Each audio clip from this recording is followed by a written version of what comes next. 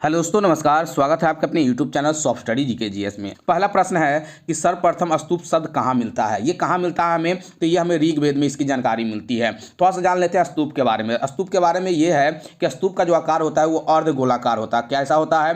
अर्धगोलाकार होता है, याद रखिएगा। साथ ही साथ इसके बारे में और भी बताया जाता है कि स्तूप का जो अंदर का जो भाग होता है वो कच्ची ईंटों से बना हुआ होता है और स्तूप का जो बाहरी भाग जो होता है वो पक्की ईंटों से बना हुआ होता है। अधिकांश स्तूप, सभी स्तूप नहीं, अधिकांश स्तूप। इसके बारे में और भी पता चलता है स्तूप के बारे में कि स्तूप निर्माण की जो संस्कृति थी वो सबसे पहले भारत में बौद्धों ने अपनाया था और बौद्ध के अनुसार बताया जाता है कि स्तूप 4 प्रकार के होते हैं। बौद्धों के अनुसार, याद रखिएगा, बौद्धों के अनुसार जो स्तूप होते हैं वो 4 प्रकार के होते हैं। कौन कौन? तो शारीरिक, पारिभौगिक, उद्देशिका और संकल्पित, ये 4 प्रकार में बांटा गया है स्तूप को।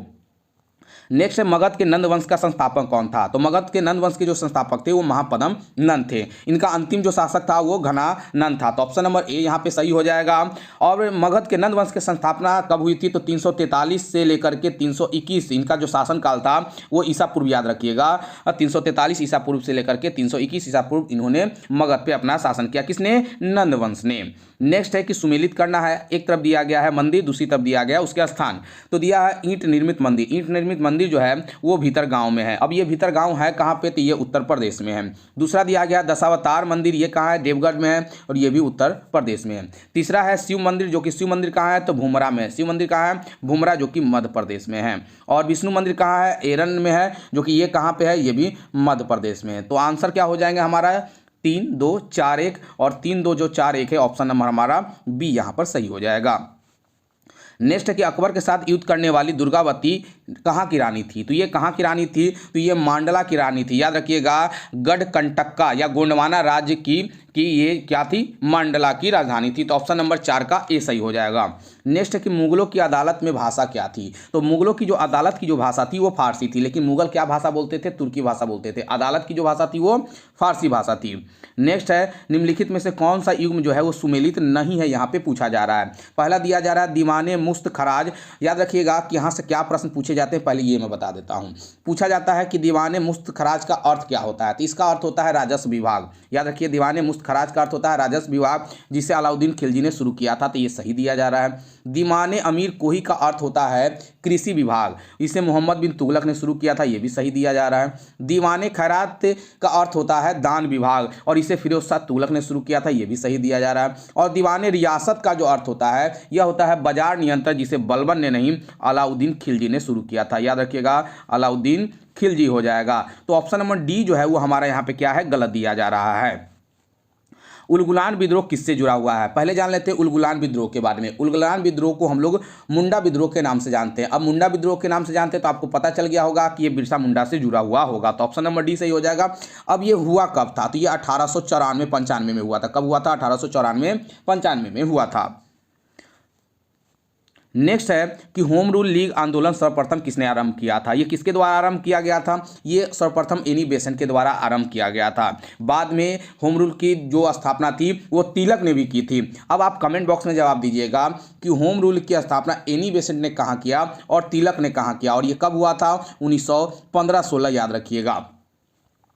प्रथम गोलमेज सम्मेलन के बारे में निम्नलिखित में से कौन सा एक सही नहीं है। अब यहाँ पे प्रथम गोलमेज सम्मेलन के बारे में कौन सही नहीं है ये हमें बताना है। पहला दिया गया कि यह 1930 में आयोजित हुई थी, ये सही है।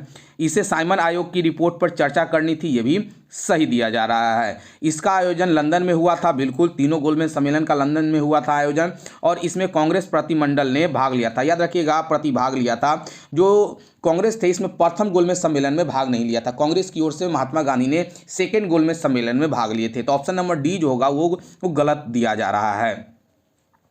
नेक्स्ट है कि सूची 1 को सूची 2 से मिलाना है। पहला दिया जा रहा है अगस्त घोषणा। ये अगस्त घोषणा कब किया गया है? तो ये किया गया है 1919 में, ये याद रखिए पहले। और कि 1919 में कौन थे? तो मॉन्टेग्यू चेम्सफोर्ड थे।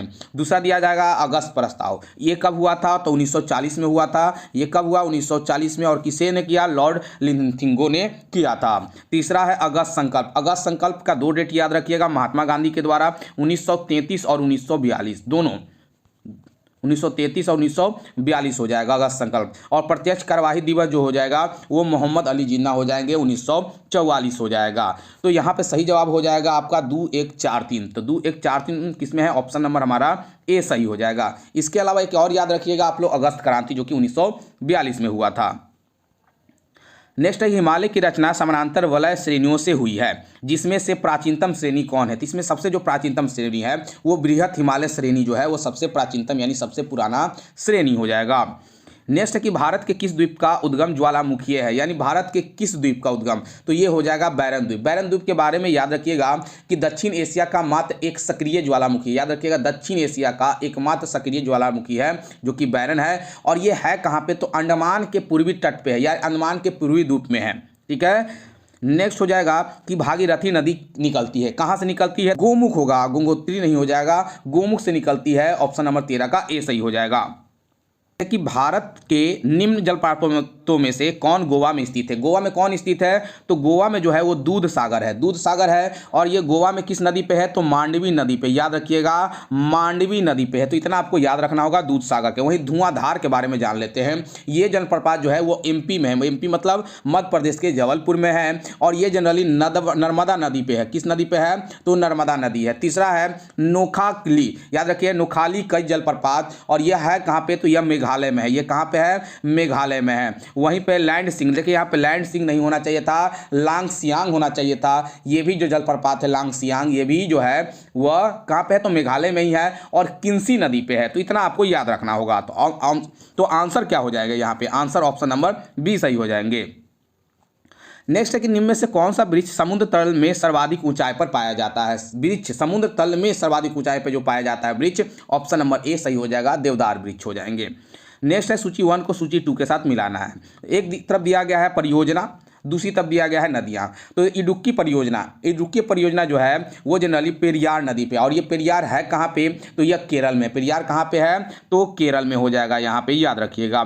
दूसरा है माता टीला जो कि बेतवा नदी पे है, जो कि उत्तर प्रदेश में। कहाँ पे है ये? उत्तर प्रदेश में है। तीसरा है नागा अर्जुन जो कि कृष्णा नदी पे है, और ये एपी में है। एपी का मतलब आंध्र प्रदेश में है। और चौथा है पोंचमपाद जो है वो गोदावरी नदी पे है, और यह जनरली ये भी आंध्र प्रदेश में है, याद रखिएगा, यानी एपी में है। तो सही जवाब हमारा हो जाएगा 4132, और 4132 जो है ऑप्शन नंबर हमारा सी जो होगा वो सही हो जाएगा। नेक्स्ट है कि मूंगा रेशम की एक ऐसी किस्म है जो पूरे विश्व में केवल भारत में होती है। मूंगा रेशम किस राज्य में होता है? देखिए इस तरह के प्रश्न एग्जाम में पूछे गए थे। बिहार एसएससी में इसी तरह का प्रश्न पूछा गया था कि प्रथम स्थान कौन हो जाएगा। तो मूंगा रेशम भारत में कहाँ से केवल होता है? तो असम राज्य में होता है। 17 का ऑप्शन नंबर ए सही हो जाएगा। नेक्स्ट है कि नून माटी का तेल शोधक कारखाना कहाँ स्थित है? तो ये भी जो होगा वो असम राज्य में ही हो जाएगा। ऑप्शन नंबर और ए सही हो जाएगा। और इसकी स्थापना कब की गई थी? 1962 में। याद रखिएगा नून माटी तेल शोधक की स्थापना 1962 हो जाएगा।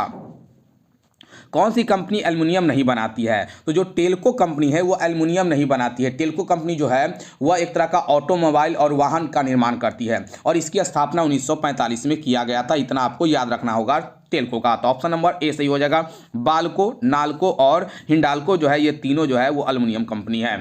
भारत का सबसे बड़ा बंदरगाह कौन सा है? तो भारत का जो सबसे बड़ा बंदरगाह है वो मुंबई बंदरगाह है। ऑप्शन नंबर बी सही हो जाएगा। पंजशीर घाटी अवस्थित है। पंजशीर घाटी जो अवस्थित है वो अफगानिस्तान में है। तो 21 का ऑप्शन नंबर सी सही हो जाएगा। निम्नलिखित में से कौन सुमेलित नहीं है? तो पहला दिया गया है कोपेनहेगन जो है वो डेनमार्क की राजधानी, ये सही दिया गया है। जर्मनी की राजधानी बर्लिन, ये भी सही दिया गया है। फ्रांस की राजधानी पेरिस, ये भी सही दिया गया है। नॉर्वे की राजधानी ओस्लो, ये भी सही दिया गया। अब आपके मन में सवाल उठ रहा होगा तो इसमें सुमेलित कौन नहीं है? तो ऑप्शन नंबर यहाँ पे बी हो जाएगा। किस प्रकार सुमेलित नहीं है? तो जर्मनी की जो राजधानी है वो बर्लिन है। तो बर्लिन राजधानी होने के साथ साथ जर्मनी का एक राज्य भी है, याद रखिए, एक नगर भी है, एक राज्य भी है। जिस तरह से भारत की राजधानी नई दिल्ली है और नई दिल्ली एक तरह से केंद्र शासित प्रदेश भी है दिल्ली के साथ साथ, उसी तरह से यहाँ पे बाकी सब राजधानियां केवल है। तो ऑप्शन नंबर बी जो होगा वो सुमेलित नहीं होगा इनके मुकाबले। लेकिन आपको याद रखना होगा कि जर्मनी की राजधानी बर्लिन है। नेक्स्ट है कि निम्नलिखित नदियों में से कौन सी सबसे लंबी है? तो सबसे लंबी नदी जो होता है वो नील नदी होती है। याद रखिएगा सबसे लंबी नदी कौन है? नील नदी है। लेकिन ऑप्शन में नील नदी नहीं है, तो नील नदी के बाद कौन सी हो जाएगा? वो अमेजॉन नदी हो जाएगा। ऑप्शन नंबर 23 का ए सही हो जाएगा। पनामा नहर जोड़ती है। पनामा नहर जो है वो प्रशांत महासागर एवं अंध महासागर को जोड़ता है। अंध महासागर यानी अटलांटिक महासागर, याद रखिएगा। तो ऑप्शन नंबर बी सही हो जाएगा। भारतीय संविधान की निम्न दी गई अनुसूचियों में से कौन सी एक राज्य के नामों की सूची तथा उसके राज्य क्षेत्रों का ब्यौरा देता है? तो वो हो जाएगा आपका पहली अनुसूची हो जाएगा।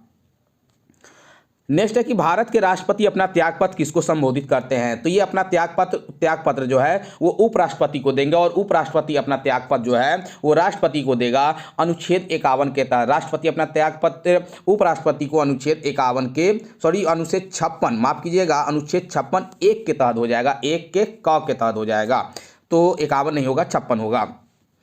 भारत सरकार के मुख्य विधि परामर्शदाता कौन होगा? तो ये कौन हो जाएगा? तो सही जवाब हो जाएगा 27 का ऑप्शन नंबर बी, उच्चतम न्यायालय के मुख्य न्यायाधीश हो जाएंगे। नेक्स्ट है कि संसद के सूचना अधिकार अधिनियम को भारत को राष्ट्रपति स्वीकृति प्राप्त हुई है। यानी संसद के सूचना अधिकार अधिनियम को भारत के राष्ट्रपति की स्वीकृति कब प्राप्त की है? 15 जून 2005 को किया गया है।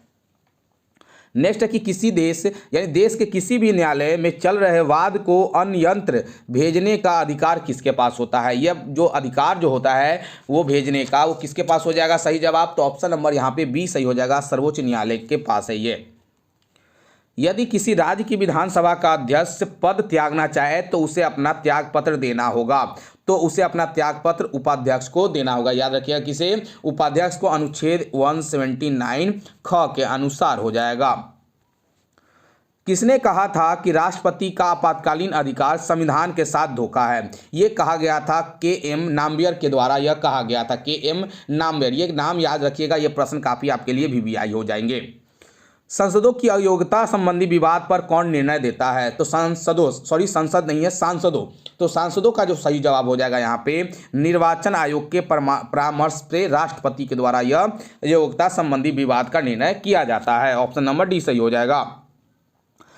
निम्नलिखित में से कौन सी भाषा संविधान की 8वीं अनुसूची में नहीं है? उर्दू है, नेपाली है, कोंकणी है, लेकिन भोजपुरी नहीं है। तो ऑप्शन नंबर हमारा डी सही हो जाएगा, जो कि गलत है। जापान की संसद को क्या कहा जाता है? जापान की संसद को हम लोग डाइट करते हैं। वहीं पे रिक्सडेग कहाँ की संसद का नाम है? तो यह स्वीडन का हो जाएगा, यह स्वीडन का है। कॉटेज कहाँ का हो जाएगा? तो यह स्पेन का है। कॉटेज स्पेन की संसद को कहते हैं। और सेजिम जो है वो पोलैंड की संसद को सेजिम कहा जाता है।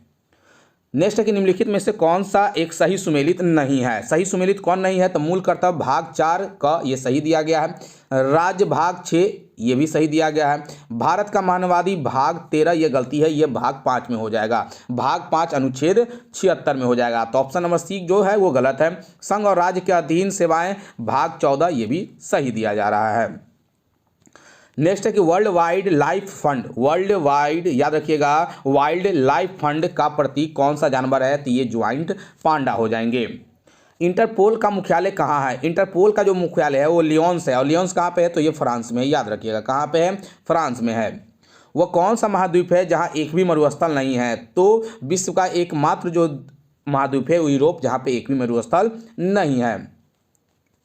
नेक्स्ट है निम्नलिखित में से कौन सा भारत में मुद्रास्फीति के प्राकलन की सबसे प्रचलित माप है? यहाँ पे पूछा जा रहा है सबसे प्रचलित माप आपको बताना है। सही जवाब हो जाएगा थोक मूल्य सूचकांक हो जाएगा। थोक मूल्य सूचकांक, बाद में इसको उपभोक्ता सूचकांक भी कहा गया है।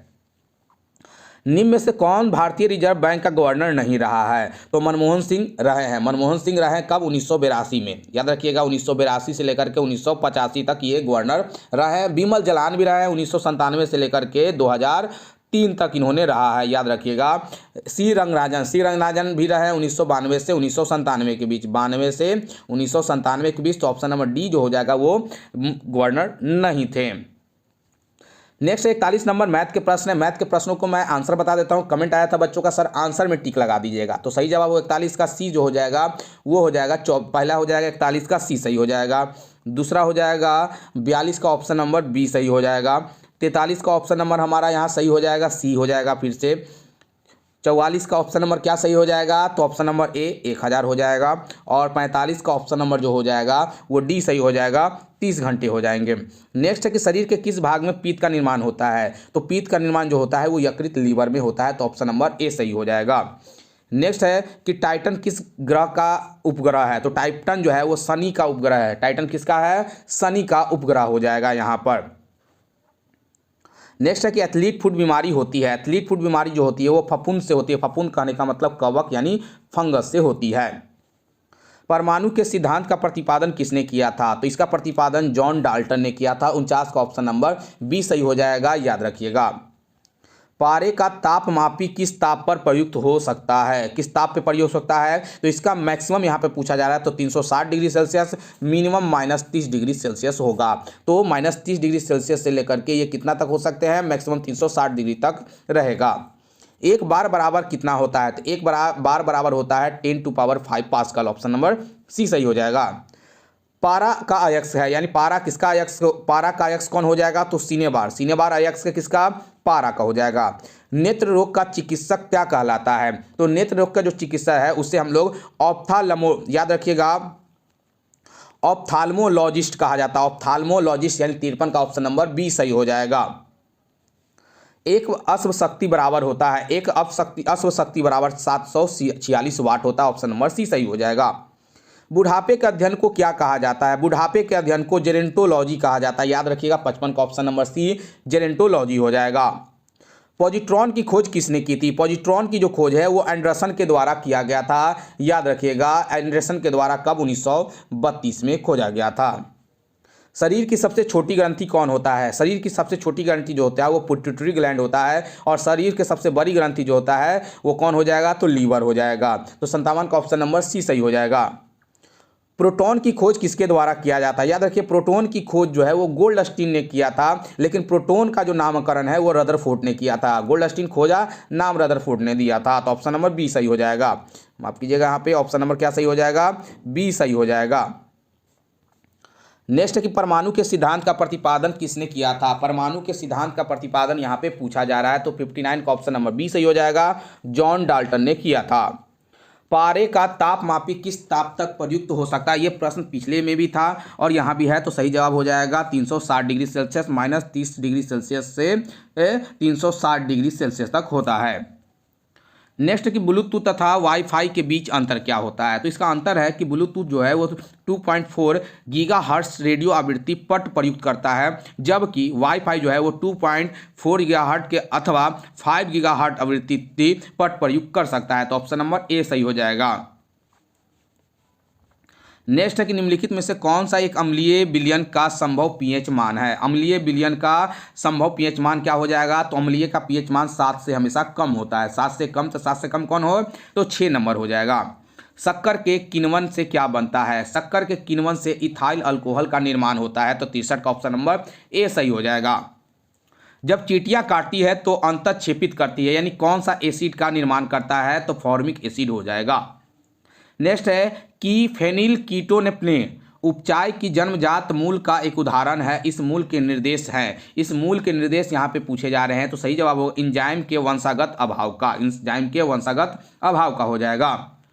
हाल ही में महाराष्ट्र के विधानसभा अध्यक्ष निम्न में से किसे नियुक्त किया गया है? तो महाराष्ट्र के विधानसभा का जो अध्यक्ष नियुक्त किया गया वो राहुल नार्वेकर को हो जाएगा। 66 का ऑप्शन नंबर सी से जवाब। देश के सबसे कम उम्र के ये अध्यक्ष हैं। भारत के अर्जुन बबूता ने अंतर्राष्ट्रीय निशानेबाजी खेल महासंघ विश्व कप चरण में कौन सा पदक जीता है? तो इन्होंने स्वर्ण पदक जीता है। 67 का ऑप्शन नंबर ए सही हो जाएगा। हाल ही खबरों में रही बठिया आयोग किस रिपोर्ट किस क्षेत्र में से संबंधित है? तो बठिया रिपोर्ट जो हो जाएगा वो स्थानीय निकायों के में आरक्षण से सही हो जाएगा। 68 का ऑप्शन नंबर सी सही हो जाएगा। नेक्स्ट है कि हाल ही में नास्कॉम द्वारा स्थापित डिजी वाणी कॉल सेंटर को कौन सी टेक कंपनी फंड करती है? तो सही जवाब हो जाएगा गूगल जो है इसे फंड करती है। वर्ल्ड गोल्ड काउंसिल की रिपोर्ट के मुताबिक वैश्विक स्वर्ण पुनर्चक्रण में भारत निम्न में से कौन सा स्थान पे रहा है? तो भारत का जो स्थान हो जाएगा वो चौथे स्थान पे रहा है। भारत राष्ट्रीय ज्वार बाजरा दिवस कब मनाता है? तो भारत राष्ट्रीय ज्वार बाजरा दिवस जो है वो प्रतिवर्ष 16 नवंबर को मनाता है। कब मनाता है? 16 नवंबर को मनाता है। हाल ही में खबरों में रहे वी प्रणव किस खेल से जुड़े हुए थे? वी प्रणव जो है वो किस खेल से जुड़े हुए थे? ऑप्शन नंबर यहाँ पे डी सही हो जाएगा। 72 का शतरंज से हो जाएगा। भारत किस वर्ष G20 शिखर सम्मेलन की मेजबानी करेगा? तो 2023 के सितंबर महीने में, याद रखिएगा 9 से 10 सितंबर के मध्य G20 का सम्मेलन भारत में होने वाला है। भारत के 14वें महानवादी के रूप में किसे नियुक्त किया गया है? देखिए यहाँ पे एक सवाल ध्यान दीजिएगा, यहाँ पे पूछा गया है 14वें, तो 14 नंबर पे कौन हो जाएंगे? तो option number A Mukul Rohatgi हो जाएंगे। लेकिन अभी वर्तमान में 16वें महानवादी है, याद रखिए महानवादी अभी कौन सा है? 16 नंबर के हैं, जो कि कौन है? तो वेंकट रमनी है, याद रखिएगा वेंकट रमनी हो जाएंगे। केनिया के राष्ट्रपति के रूप में किसे चुना गया है? केनिया के राष्ट्रपति वर्तमान में किसे चुना गया है? Option number A William Ruto हो जाएगा, option number A William Ruto हो जाएंगे। राष्ट्रीय सुरक्षा नीति सम्मेलन रणनीति सम्मेलन का आयोजन कौन सा स्थान पे किया गया है? तो सही जवाब क्या हो जाएगा? 76 का ऑप्शन नंबर सी नई दिल्ली में यह किया गया है। प्रधानमंत्री नरेंद्र मोदी ने किस राज्य में होमी भाभा कैंसर अस्पताल और अनुसंधान केंद्र का उद्घाटन किया है? तो कहाँ किया है? तो ये पंजाब में किया गया है। कहाँ किया गया है? पंजाब के मुल्लानपुर में किया गया है। अंतरिक्ष गतिविधि की निगरानी के लिए भारत की पहली वेधशाला, यहाँ पे पूछा जा रहा है कि भारत की पहली वेधशाला किस राज्य में स्थापित किया गया? अंतरिक्ष गतिविधि की निगरानी के लिए। सही जवाब क्या हो जाएगा? ऑप्शन नंबर 78 का डी सही होगा, उत्तराखंड में किया गया है। नेक्स्ट है कि सैंपल रजिस्ट्रेशन सिस्टम यानी SRS रिपोर्ट के अनुसार 2018 से 20 में भारत में किस राज्य का लिंगानुपात सबसे कम था? किस राज्य का? सही जवाब हो जाएगा उत्तराखंड का, याद रखिएगा उत्तराखंड का हो जाएगा। हाल ही में खबरों में रहा ऑपरेशन मेगा चक्र किस संस्था से जुड़ा हुआ था? तो यह CBI से जुड़ा हुआ था, और सी का ऑप्शन नंबर ए सही हो जाएगा। किस भारतीय राज्य ने नीति आयोग की तर्ज पर राष्ट्रीय स्तरीय संस्थान स्थापित करने की घोषणा की है? तो किस राज्य नीति आयोग के तर्ज पे? 81 का ऑप्शन नंबर सी हो जाएगा, महाराष्ट्र नीति आयोग के तर्ज पर। किस देश ने विश्व में पहली बार वन्यजीव आर्कटिक भेड़िए का सफलतापूर्वक क्लोन बनाया है? यह क्लोन किसके द्वारा बनाया गया है? जाहिर सी बात है सही जवाब हो जाएगा चीन के द्वारा बनाया गया है। और शास्त्र में नोबेल पुरस्कार 2022 Ben S बर्नानके, Douglas W diamond और फिलिप H डायबगीन को किस लिए दिया गया है? यह किस लिए दिया गया है? तो बैंकों की ओर वित्तीय संकटों पर शोध करने के लिए दिया गया है। नेक्स्ट है कि भारतीय खेल प्राधिकरण और NTPC द्वारा संयुक्त रूप से निर्मित वाटर स्पोर्ट्स सेंटर, याद रखिएगा वाटर स्पोर्ट्स सेंटर का हाल ही में किस राज्य में उद्घाटन किया गया है? किस राज्य में यह किया गया है? तो हिमाचल प्रदेश में किया गया है, हिमाचल प्रदेश के बिलासपुर में। नेक्स्ट है कि लिविंग प्लैनेट्स रिपोर्ट 2022 किस संस्थान द्वारा जारी की गई है? यह किस संस्थान द्वारा जारी की गई है? तो वर्ल्ड वाइड फंड के द्वारा यह जारी की गई है। राष्ट्रपति द्रौपदी मुर्मू ने किस IIT परम कामरूप सुपर कंप्यूटर सुविधा शुरू की है? किस IIT में, सॉरी यहाँ पे किस IIT में परम कामरूप सुपर कंप्यूटर सुविधा शुरू की है? राष्ट्रपति के द्वारा किया गया है। ऑप्शन नंबर IIT गुवाहाटी हो जाएगा। IIT कौन हो जाएगा? गुवाहाटी हो जाएगा। पेरू की प्रथम महिला राष्ट्रपति के रूप में किसने शपथ लिया है? तो पेरू की प्रथम महिला राष्ट्रपति कौन हो जाएगा यहाँ पे? तो 87 का ऑप्शन नंबर बी हो जाएगा, डीना बोलुआर्टे हो जाएगा, डीना बोलुआर्टे हो जाएगा। आर्टन कैपिटल द्वारा प्रकाशित 2022 में वर्ल्ड स्ट्रॉन्गेस्ट पासपोर्ट सूची में भारत का रैंक कौन सा है? तो भारत का जो रैंक है वो 87 नंबर पे। इनके अनुसार किस संस्था ने climate investment opportunity in India's cooling sector sister से रिपोर्ट जारी किया है? तो सही जवाब हो जाएगा विश्व बैंक ने जारी किया है, ऑप्शन नंबर 89 का ए सही हो जाएगा। नेक्स्ट है कि किस संस्था ने preventing injuries and the violence and overview शीर्षक से रिपोर्ट जारी की है? सही जवाब हो जाएगा WHO ने किया है, याद रखिएगा WHO ने किया है, वर्ल्ड हेल्थ ऑर्गेनाइजेशन ने। हाल ही के खबरों में रहा तुंगारेश्वर वन्यजीव अभ्यारण्य किस राज्य में स्थित है? तो तुंगारेश्वर कहाँ पे हो जाएगा? 91 का ऑप्शन नंबर ए, ये महाराष्ट्र में है। 12वें हिंदी दिवस सम्मेलन का मेजबान कौन सा देश कर रहा है? 12वें हिंदी सम्मेलन किसके द्वारा किया जा रहा है? तो फिजी के द्वारा किया जा रहा है, और फिजी की राजधानी याद रखिएगा, बार बार पूछा गया है, सुवा होता है। बिहार में 23 वर्षों के अंतराल के बाद पंचायत चुनाव कब हुआ था? यह पंचायत चुनाव कब हुआ था यहाँ पे पूछा जा रहा है, ऑप्शन नंबर डी 2001 में हुआ था, 23 वर्षों के बाद। बिहार विधान परिषद की पहली महिला अध्यक्ष कौन थी? नईमा खातून हो जाएगा, याद रखिएगा नईमा खातून, जो कि मात्र 3 दिन के लिए ये बनी थी। क्षेत्रफल के हिसाब से बिहार का सबसे बड़ा जिला कौन सा है? तो पश्चिमी चंपारण जो है वो सबसे बड़ा जिला हो जाएगा क्षेत्रफल के अनुसार, और क्षेत्रफल के अनुसार सबसे छोटा जो हो जाएगा वो हो जाएगा आपका शिवहर हो जाएगा, शिवहर सबसे छोटा हो जाएगा क्षेत्रफल के अनुसार। निम्न में से किसने जयप्रकाश नारायण की जीवनी लिखी? जयप्रकाश नारायण की जीवनी जो है वो राम वृक्ष बोनीपुरी के द्वारा लिखा गया है। नेक्स्ट है कि मखदूम कुंड, नानक कुंड और गोमुख कुंड कहाँ स्थित है? ये तीनों कुंड है कहाँ पे? तो 97 का ऑप्शन नंबर ए राजगीर में हो जाएगा। नेक्स्ट है कि बिहार के किस जिले में दक्षिण कोरिया के सहयोग से रॉयल लोटस टेम्पल निर्माण हो रहा है? 98 नंबर क्वेश्चन भी आई है आपके एग्जाम के लिए। ये गया में हो रहा है। कहाँ हो रहा है? गया में हो रहा है। महाराष्ट्र एवं तमिलनाडु के तर्ज पे बिहार के किस जिले में टेक्सटाइल पार्क विकसित किया गया? ये भी गया में हो रहा है। याद रखिएगा, दोनों लोटस टेम्पल भी गया में और टेक्सटाइल पार्क भी गया में हो जाएगा। और आज का लास्ट प्रश्न है, वीडियो को ज़्यादा से ज़्यादा अपने दोस्त ने ग्रुप में शेयर कीजिएगा। केंद्रीय रेल मंत्री अश्विनी वैष्णव ने बिहार के किस जिले में कार्गो टर्मिनल बनाने की घोषणा की है? सही जवाब हो जाएगा ऑप्शन नंबर सी, भागलपुर में यह घोषणा की है। तो अगर वीडियो अच्छा लगा लाइक और शेयर कर दीजिएगा, कमेंट करिएगा और चैनल को सब्सक्राइब करना ना भूलिएगा। धन्यवाद।